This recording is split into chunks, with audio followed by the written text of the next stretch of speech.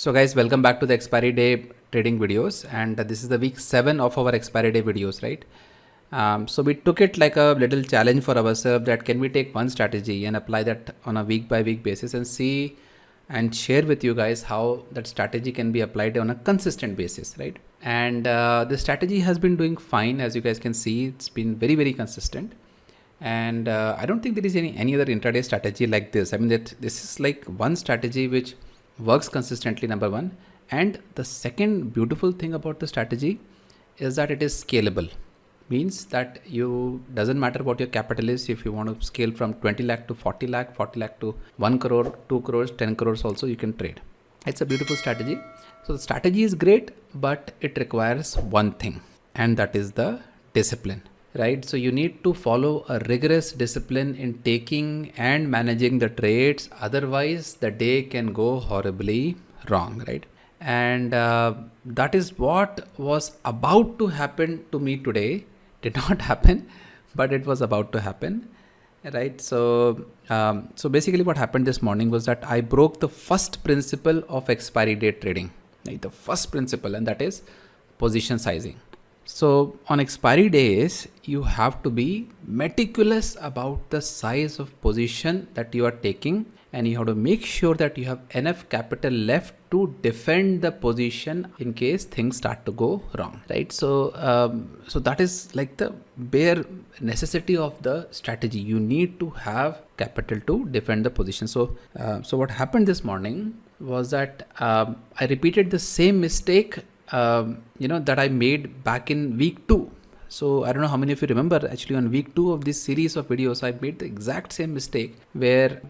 by the way, you should watch that video. It's actually a good video where I talked about the same mistake and I repeated the same mistake again. And what was the mistake? I took a big position. In fact, I took several big positions right in the morning, and I exhausted all my capital. And that was a big mistake, of course. By I think somewhere around by 10:30, I was already all in. So what happens is, when you are all in, you basically are at the mercy of the market, right? So if the market is charitable, you will make money.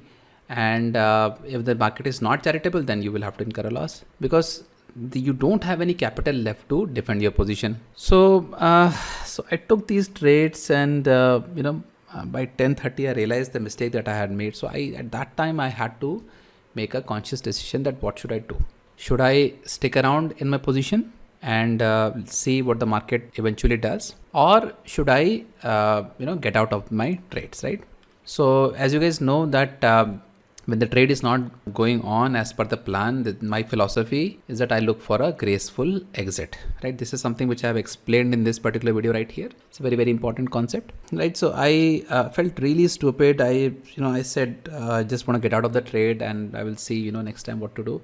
So that's what I did. I came out right in the morning itself. Very, very unusual, by the way. I don't think I have ever done this, but I came out because things were not right from the get-go. And if you let days like this go by, then things can go wrong in the second half. So I came out with whatever profits I got, and then to make sure that I will not trade, I also pulled the kill switch.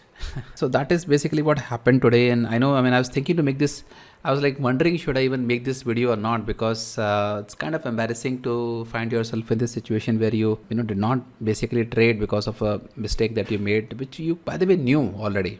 But again, we have made this series, and I want to continue with the series because I want to keep you guys posted on how things are going. So that's the reason I'm making this video. And I thought at the very least, I will talk about the psychological challenges in trading, right? So these psychological challenges are real, guys, right? Never underestimate the importance of trading psychology. If there is one takeaway that you want to take from this video, that is trading psychology, right? That's what I will have to say. So guys, basically, sorry, I don't have any market analysis to share. I don't have any good profit to share because I was not in the right frame of mind. I just came out with a reasonable profit. Hopefully I will be back in my action next week with a better set of mind, and I will follow the rules that I have made for myself. So hopefully things will start looking better from next week onwards. So take care, guys, and happy Dashera, happy Navratri to all of you.